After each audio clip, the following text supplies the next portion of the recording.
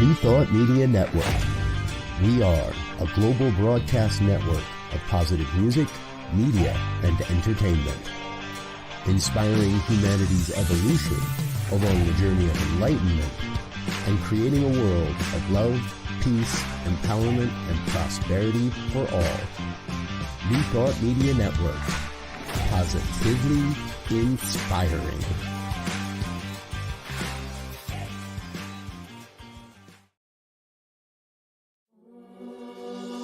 Free my mind, open my heart with the whispers of truth, to live a conscious life, to live a conscious life on the growing edge, on the growing edge.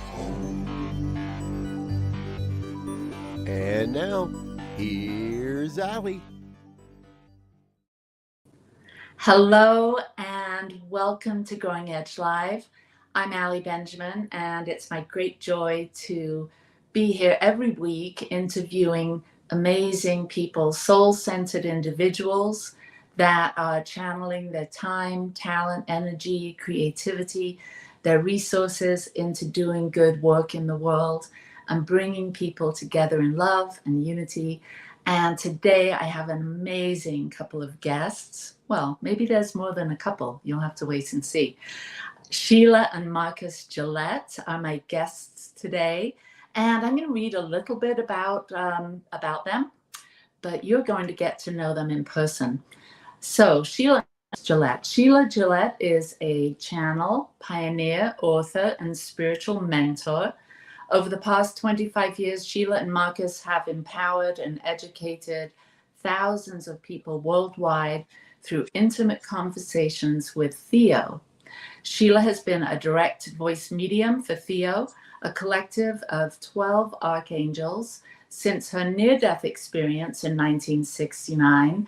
In partnership with Marcus, Sheila has been able to share THEO's wisdom with an ever-widening community, imparted upon them incredible messages that foster an enlightened state of consciousness. So welcome, Marcus. Welcome, THEO. Welcome, Sheila. Excuse me, to Growing Edge Live. It's great to be here, Allie. Good to see you. It's great to be here. It's nice to see you again, Allie. Yes, thank you. Thank you so much for being with us today. I was so excited thinking about this conversation and meeting THEO again. We met 5 years ago. I was just looking at my calendar and checking on the dates of that. So 5 years ago, around this time of year, we met at the Big Sky Retreat in Montana. And I was a member of the board there, and we had been so excited to have you come and present. And we had almost a whole week with you two and THEO, and several, I don't know how many people, 100 plus people were there enjoying the deep dive that they had with you and the introduction to not only THEO, but the work that the two of you have done and shared with us then and continue to share with the world. And what sticks out to me was the deep soul integration work that we did together as a group at the retreat. And Sheila, the time that you and I spent with THEO as you were supporting me as I had just lost my son Adam, and you, THEO, and I had some conversations about that were so comforting and so helpful to me. And we'll probably get into some of the things that I learned and how that really changed the course of not only my grieving, but finding my joy and my connection with my son moving forward in the work that I do. So thank you, Sheila. Oh, it was my pleasure, for sure. And we did enjoy being in Montana, such a beautiful spot, Big Sky, Montana, and having that time together and the friendships that developed. And with you and Michael, your husband, we had such a good time. Yeah, we did. I remember fondly going to the Bozeman hot springs and soaking. Yeah, that's one of our favorite things to do is hot springs hopping. Yeah, us too. So yeah, those are good memories. So I'd love to for everyone to get to know a little bit more about you. So many people already know about you and the work you and Marcus are doing and Theo. But there could be people in our community, in the New Thought Media Network community, that haven't met you or know about Theo. So can you share a little bit about you, Sheila, as a young one, and were there hints of this, the relationship you have with Theo that started decades ago, but was there any hints of that in your childhood? Were you raised in a family that was open to things of this nature? Yes, I was a family that was open to psychic ability and belief in reincarnation and those things. But and I believe we all have intuitive gifts that are expressed in our lives. So I did have some interesting things as a child, prophetic dreams and things like that, but nothing to the extent of what happened to me after my near-death experience in 1969, which was the catalyst for my opening to be a direct voice trance medium for the 12 archangels known as THEO, as you referenced, THEO. And they speak directly through me. So you can imagine in 1969, these things weren't openly discussed. And it was quite an adventure opening and having many things happen to me spontaneously, quite profound experiences, and then trancing spontaneously and allowing this voice to speak through me that wasn't mine, which was a very interesting experience, to say the least.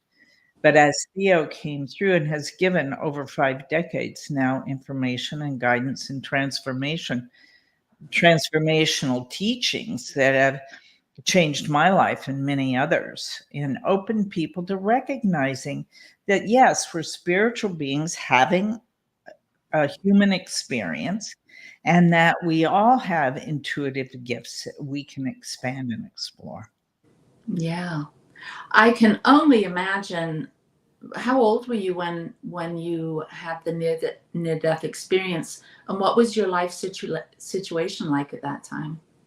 I had my near death experience after birthing my third child. Mm. I was 24 and I had pulmonary embolus, which are blood clots that go into your lungs and break the blood vessels in your lungs. So your lungs fill with fluid and you ultimately drowned. That's what pulmonary embolus does. And so I had just a small section of my right lung that I could breathe with. Both lungs were affected.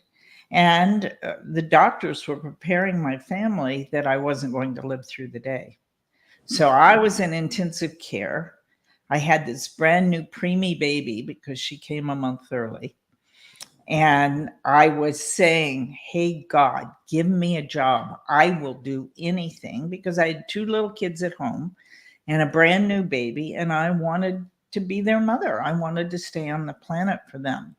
So I just kept repeating that, please give me a job, I'll do anything. And I was not on medications at all, because it would have interfered with anticoagulants that they were giving me. So I was very aware of what was happening. I was aware if I closed my eyes, I probably would not open them again. Mm. But then, as I kept repeating that request, the room, the cubicle in the intensive care, the little room I was in, became extremely bright, as if the sun had risen in the room itself. And I would kind of blinking back, that's how bright it was. And I saw a movement at the end of my bed. And when I looked, Jesus was standing at the end of my bed. Well, you can imagine at 24 years old, it was like, okay. But, as I'm talking to you about it, it's like it just happened. It's so emblazed in my memory. And I remember looking at his eyes.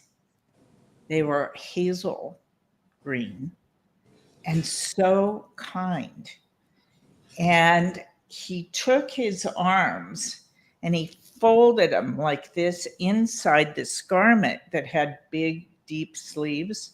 He did that. And when he did that, he smiled at me. When he smiled, I felt like the top of my head, my crown opened up, and this warmth started going down through my body inside. And I heard a distinct male voice in my inner mind hearing, as we hear our own thoughts, but it was a distinct male voice that said, "Remember, my child, you are loved." And as this warmth went down through the trunk of my body, I felt as if I could take a deep breath. And I started getting better. The doctors were amazed. So what I really know, I've worked with near-death experience researchers and stuff, and there's a criteria of experiences people have. I didn't have the tunnel, I had the bright light. So I know in the depth of my knowing that Jesus healed me. And then I got better, got out of the hospital, and about 6 months, as I was strong enough to hold the energy, all this psychic phenomena started happening in my life, externally and internally. And that's when I spontaneously, I first got messages as I heard Jesus. Then I could do automatic writing. And then I spontaneously, and this direct voice began speaking through me. And it just developed over time. And then when Theo came in, the first spokesman was Orlos, said I was being prepared for high teachers and that my physical body was being prepared. So energetically in the cells, to be able to match the frequencies of Theo, my body had to be worked on, apparently. And I could tell the different feelings I was having. And then when Theo came in, it was a powerhouse. And they said, we are 12 archangels, will be known collectively by the name THEO. And Orlo said to me, it's time to leave. The high teachers are here. So it was a huge transition. But I was prepared for about 2 years before Theo came in. Physically, I'll tell you what happened when they came in. They come in the right side of my body, take over my neck. The first time they came in, you know how your body feels when you hit your elbow and that tingling goes on? I felt that tingling in my whole upper body, my head, my face, and it was so uncomfortable. And I thought, man, if this is going to happen every time, I can't do this. It's too uncomfortable. But they said, no, your body will adjust to it. It'll be acclimatization on the cell level, which did happen. And there's been a few times over the decades I've been working with them that there's been a different shift energetically where they've worked on my body. But so it's been a journey for sure. My goodness. My whole life changed, as you can imagine. I can't imagine being a young mother, having life and having all of the things that go on in the mundane world, and have this, blast your mind open experience, and how those two parts of your life mesh and go together. Because you have to sort of close the door to all of that and change the diapers and prepare the meals. Yeah, I had all that going on. And interestingly enough, when Theo would come in and do a teaching, and at that time we were recording on those little cassette recorders. Remember those kind of little box things? that you punch the things. And I had a very good friend that would sit with me, and we would be getting information, and her children and my children were the same age. So I had this little, at this point, 2-year-old, which was the baby that was born. And she had a 3-year-old, and she'd come to my house, and we would be getting this teaching from THEO, and THEO would stop mid-sentence and say, "The little ones need attention." and then she go see what was going on with the babies and come back, and THEO would start their discussion. Next word. They didn't go, "Oh, where were we?" like we do as humans. They just go, "Next word," and they continue with their teaching. We were just blown away by many of these things that we experienced. But they knew there were babies, and they'd let us know if they needed something. It was an interesting time. My goodness. So this went on for a period of time. And so how many years were you in that phase before you met Marcus? 25. 25 years. So how did THEO react when Marcus came on the scene? THEO likes Marcus a lot.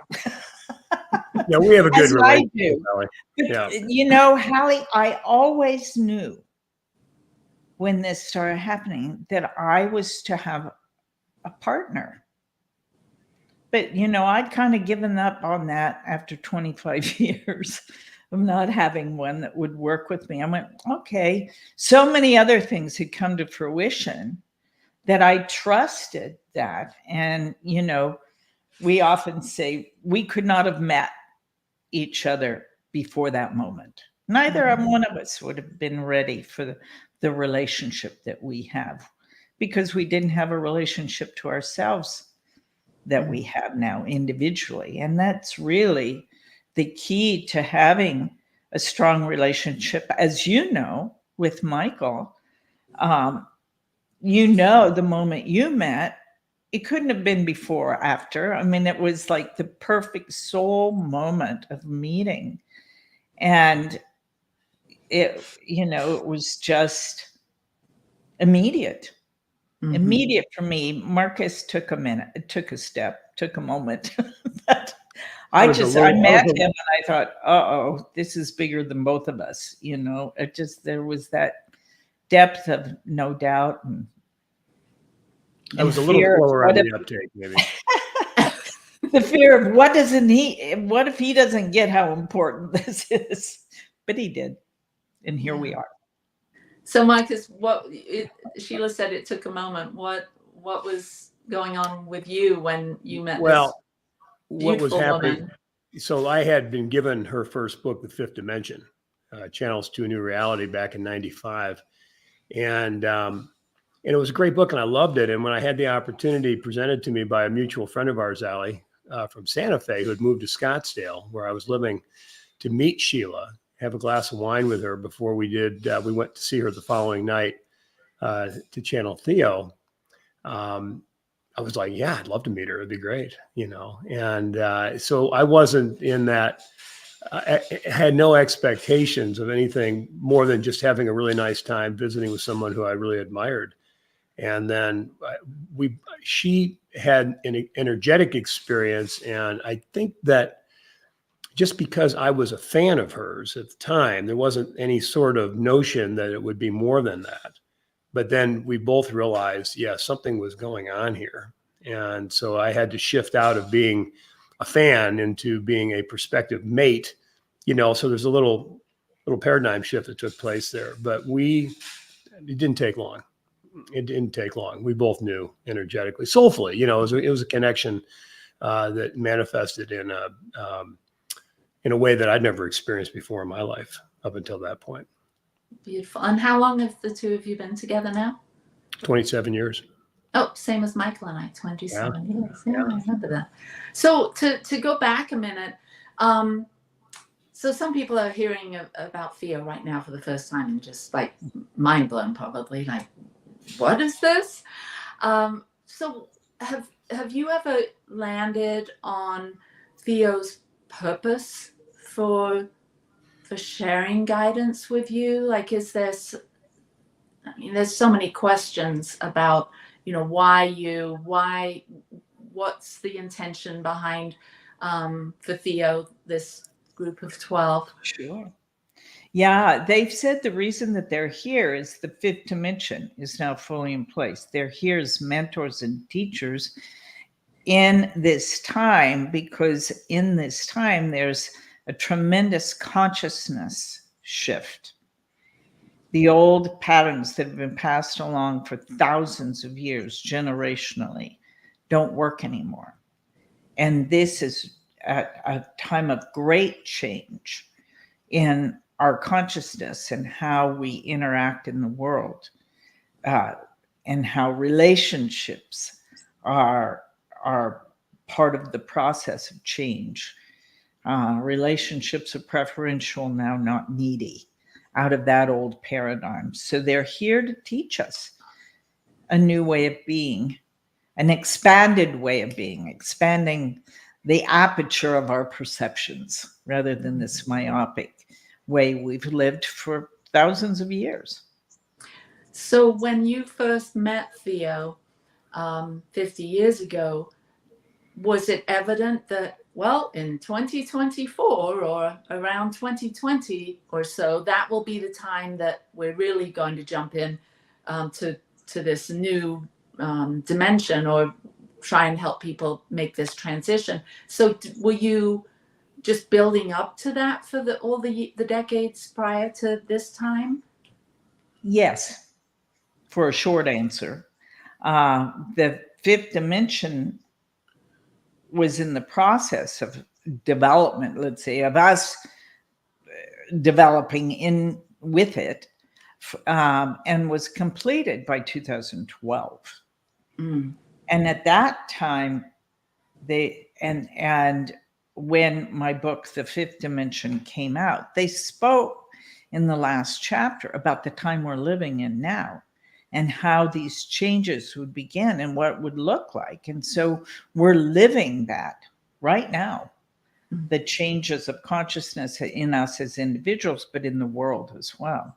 And even of this time of chaos, so that there would be this move in the way we view things, and even in the structures and foundations that we're living with in the world.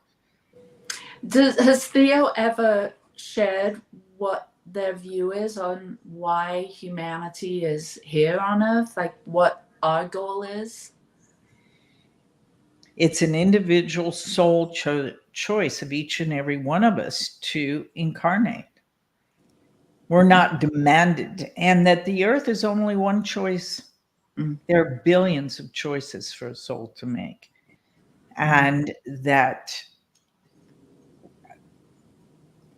there's a great experience of having a body, and the learning, and really boil down to is the learning and the acceptance of emotions and the understanding of them. Beautiful. Yeah, which they say is unique, Allie, to the human experience, the learning of emotions, the whole spectrum of emotions, including the uncomfortable ones, which we tend not to want to feel, as you know. Mostly. Yeah. The good ones we take for granted, the other ones we try to avoid. Yeah. So I know this, we probably don't have the understanding or the language as humans. Where is Theo, and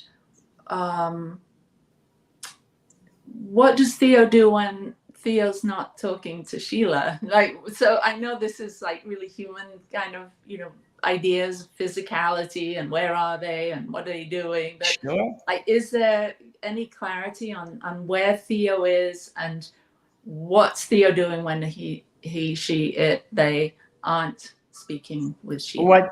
What they speak to is they're omnipresent.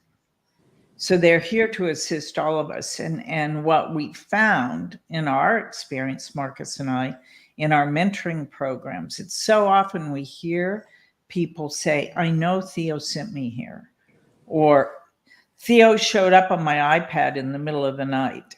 So I know I looked for you guys. So it's, they're saying, come, learn. You're more magnificent than you know. And they want us to see ourselves as they see us. And they see us as this bright light, divine essence. And so they're here to encourage us and to teach us how to see that in ourselves. What did they do? I mean, everything's vibration, everything's energy, and they're not in form as we are. So they're not limited in that, in space, distance, any of the time, all those things that in our human experience, we experience as limitations. Mm-hmm. Okay, we're going to take a very short break, and then we'll come back and we're going to have an opportunity to meet Theo and ask Theo a few questions. So we'll be right back. Marcus, Sheila, and everyone, see you in a minute. Okay.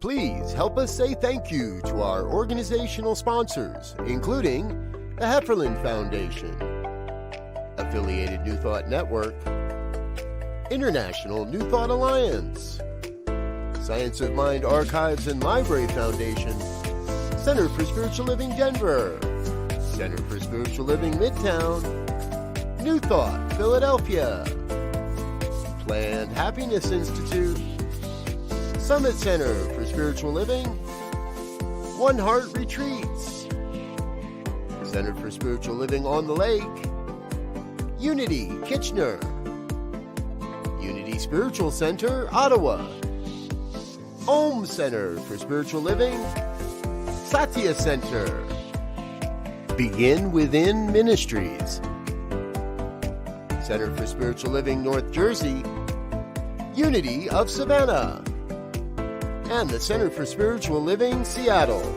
as well as all of our individual donors. Thank you for being part of the New Thought Media Network. Please like, share, and subscribe. New Thought Media Network, positively inspiring.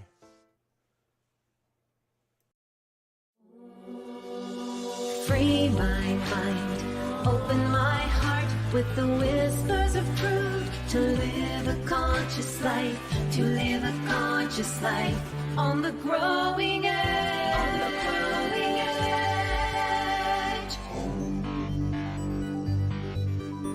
And now, here's Allie. Hello, we're back, and we're back with Sheila and Marcus Gillette, and we are talking about channeling.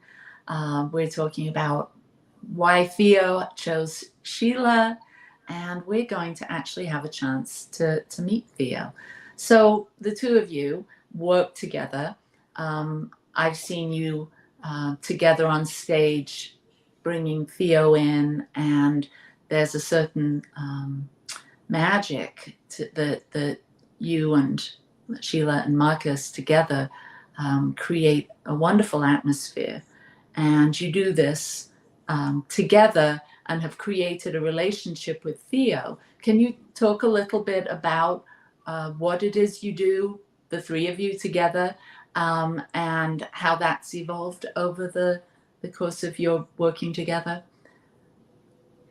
I'm Oh, going to let you handle that one, well, Marcus.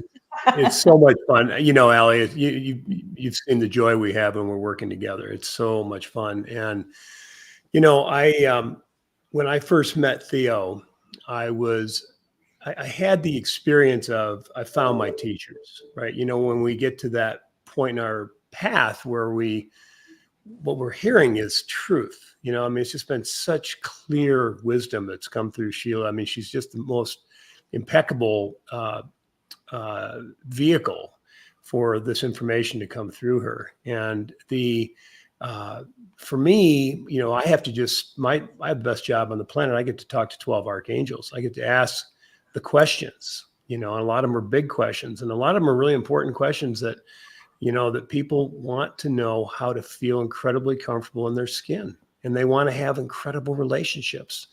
And so when we work together, you know, I typically start with, you know, asking the questions that I think everybody would like to know the answers to. And then I assist others in facilitating their questioning as well, whether it be in our mentoring programs, live events. We've seen, you know, because I'm so familiar with Theo, I can assist people in getting into a little deeper level of information. If they're hearing information that might not seem, you know, because they're so engaged in the experience of talking to Theo, which in and of itself is extraordinary. You know, part of my job is to assist them in getting for them to be most clear in the messaging that's coming through. And it's just fun. And one of the things we've seen, Allie, and over the years, Theo has become rather funny too. You know, they've developed a sense of humor, which they tell us that they're actually working on, which is amazing if you think about having never been embodied before, you know, in physical. And I just want to comment on what Sheila said earlier about how they see us, because ultimately, at the end of the day, really, we are being taught by them to know and see ourselves as they know and see us, right? And they connect in through the vibrational frequency of our voice into the soul note that they call it. So each one of us has a unique vibrational frequency, which is the frequency of our voice. And in doing so, they're able to connect into the entirety of our soul. Some people call it the Akashic or records, or the Akasha, where they actually, this is how they know so much more about us than we appear to even know about ourselves, by virtue of making that connection. So we, as human beings right now, and this is why it's such an extraordinary time to be alive, we have the ability right now to raise the vibrational frequency of our humanness to match that of the vibrational frequency of our soul. And in that is a full remembrance of who we really are. And that who we really are is a vibrational frequency of unconditional love. So everything that we're doing, everything that we are teaching and facilitating is to assist people in knowing themselves at that level. And it is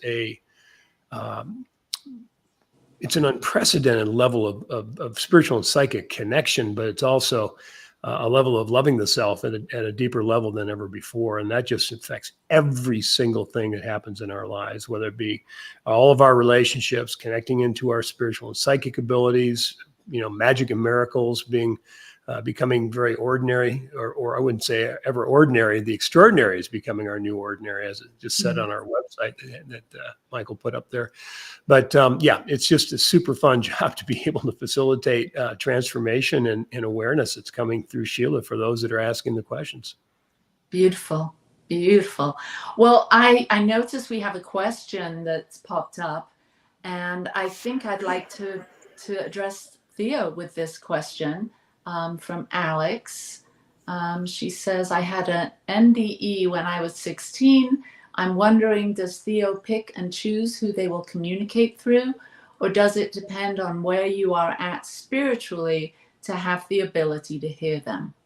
So there we go. That might be a good question to start with Theo. Are you open to sharing Theo with us today, Sheila? I am, and it takes just a moment for me to invite them in and for them to be present. So here we go.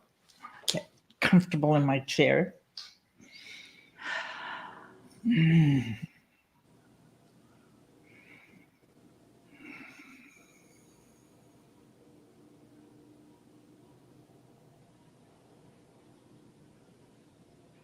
It is the beginning, is it not? It is. Welcome, Theo. We are appreciative of the opportunity to serve. You may ask. Yes, I have a question from someone, and they're wondering, does Theo pick and choose who they will communicate through, or does it depend on where they are at spiritually to have the ability to hear them? We work with all whom ask. However, we speak directly through this trailer from where we are speaking now by agreement to speak in this form directly. However, in the asking it is given, and if one asks of us, we will respond. Beautiful. So it's in the asking. It doesn't necessarily, people aren't chosen before they incarnate. It's actually in the asking that wisdom will be shared. Yes, and it's not just by us. We are 12 archangelic messengers, mentors, if you would. But there are legions of angels. Each and every being has angelic presence around them to assist them. Some speak of guardian angels. Yes, that is true. But there's also mentors and guides. So in the asking, it is given unto you, as you then are open and receptive in the asking for the answers to come.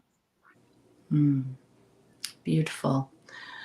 So can you share with us the important work that you're doing as far as soul integration works? Can you explain the importance of that now during this important time on our planet? So the soul integrational process that we have been teaching for many decades now is a process of releasing, understanding the limiting beliefs that create the patterns of discomfort in your life.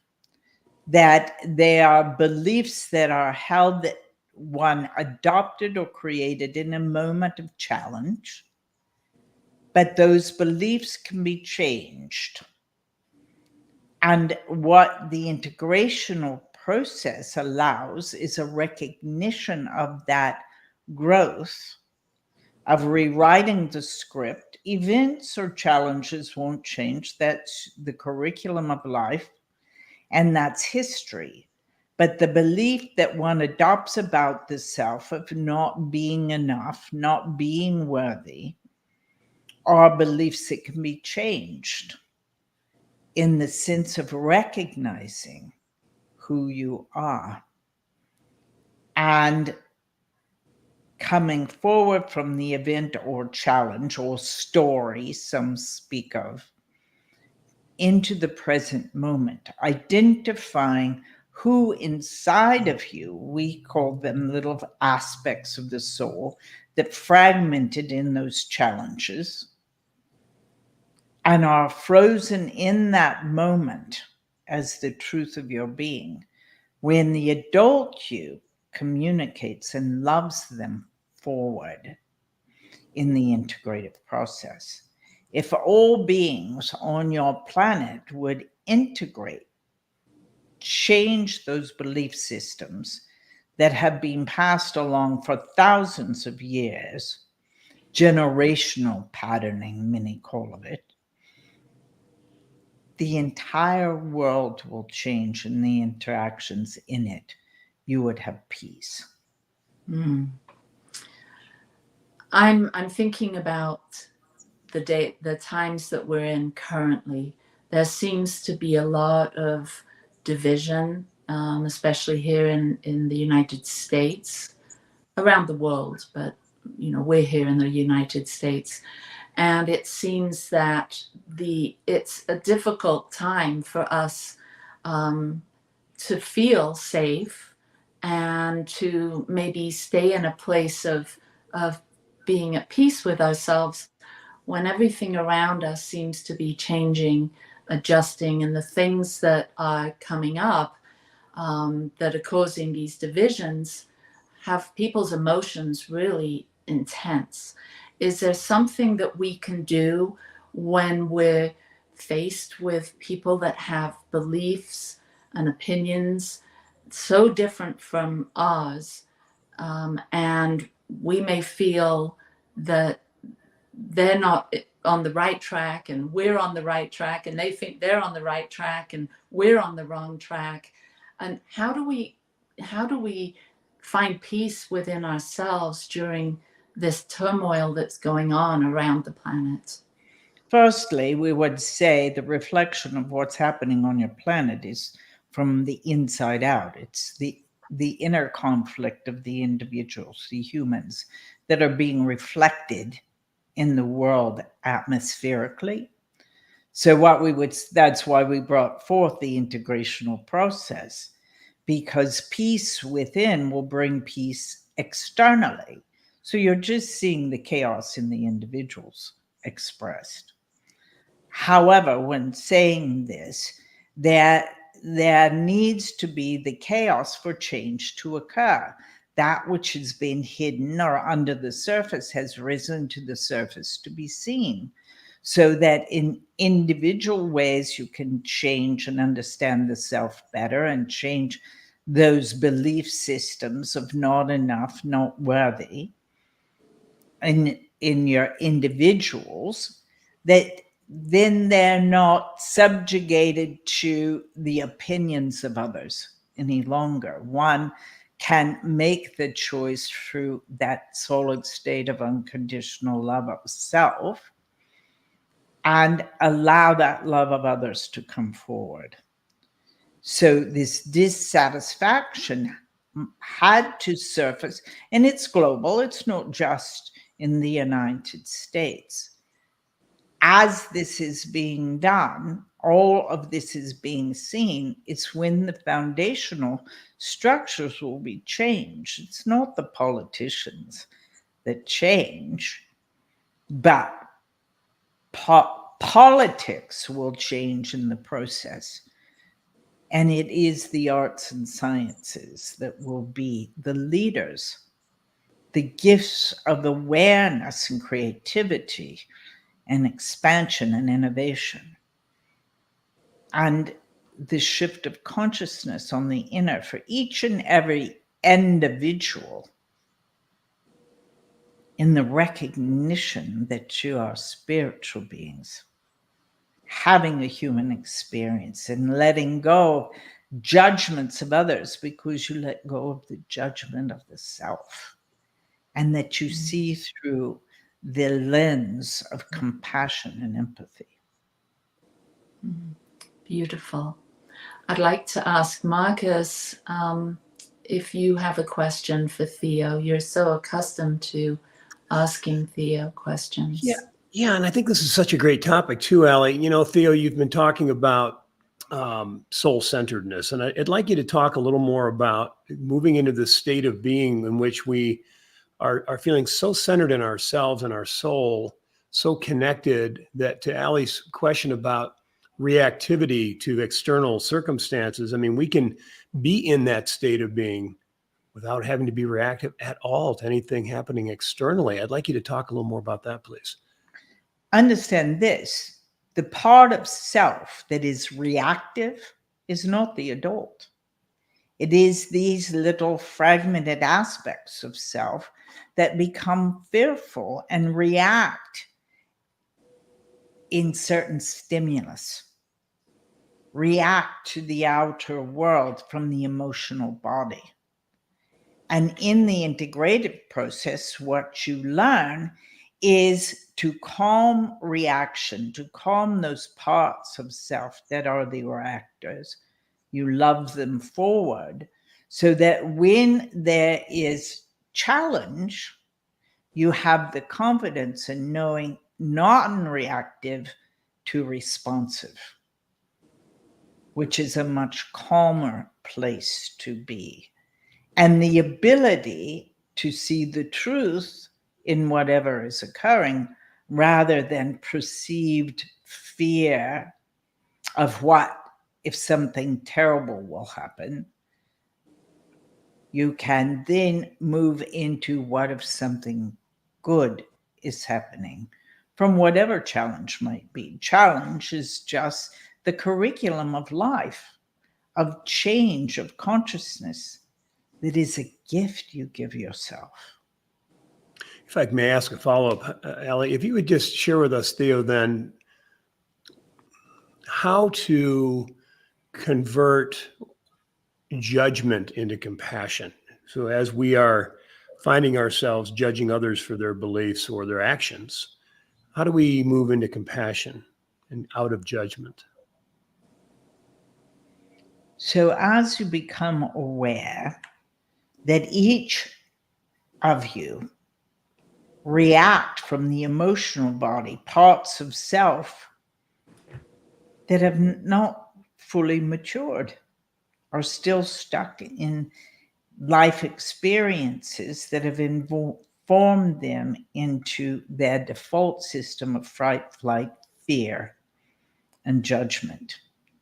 As you do the integration, you become more observatory. And observation is neutral. You can tell if you're in judgment, there's something in what you are judging that's inside of you. When you begin to reflect on that, you can love that part of self forward. For God is a solid state of unconditional love, and the God of you is a solid state of unconditional love. And it is the remembrance of this that is occurring now.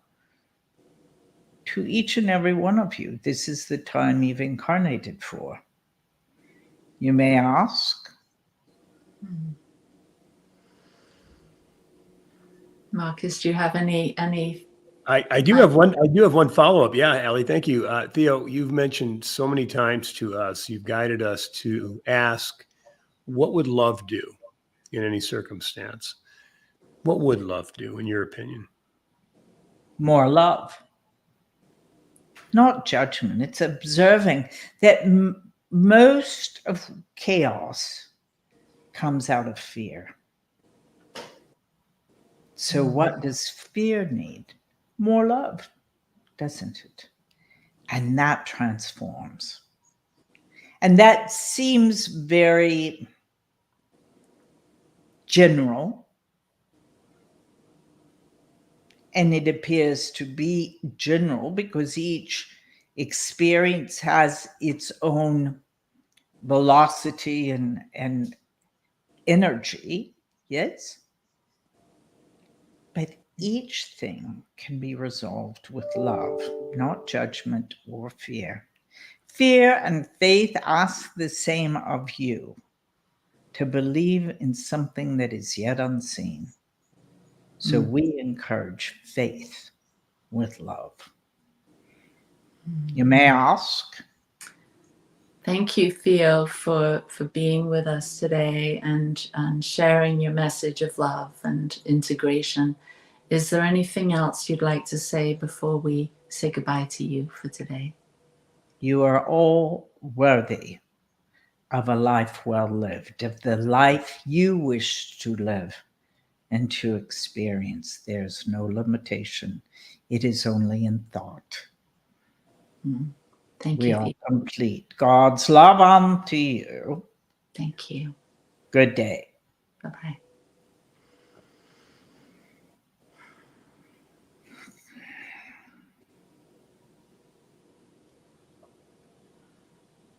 Welcome back, Sheila. Thanks, Sally. Hi, Marcus. It's good to be Sheila. with you again. Welcome back. Yeah. Thank That was a beautiful message, and it seems so simple and so basic that we all know this, but yet we get so distracted in our own heads and our own opinions and our own reactive natures. And this message of finding that place of love and asking what would love do here, I think is really powerful, as each of us, tend to our lives, our families, look out at the bigger world and see what's happening. So thank you, and thank THEO. And I'd love to end on what you have coming up. I know you've got an amazing opportunity that you're doing, and opening up an invitation to people to join you. Can you share a little bit more about that and how people can work with you and Marcus and THEO? Go ahead, Marcus. Yeah, I was just I love Michael putting this up. So tomorrow, interesting timing here, Allie. Your Time to Thrive is a complimentary webinar we're doing for our community. So for everybody that is listening to this, if you guys go to asktheo.com and you put your name and email address in, we'll be sending you some really, really cool free experiences, THEO experiences, and guided meditations and so forth.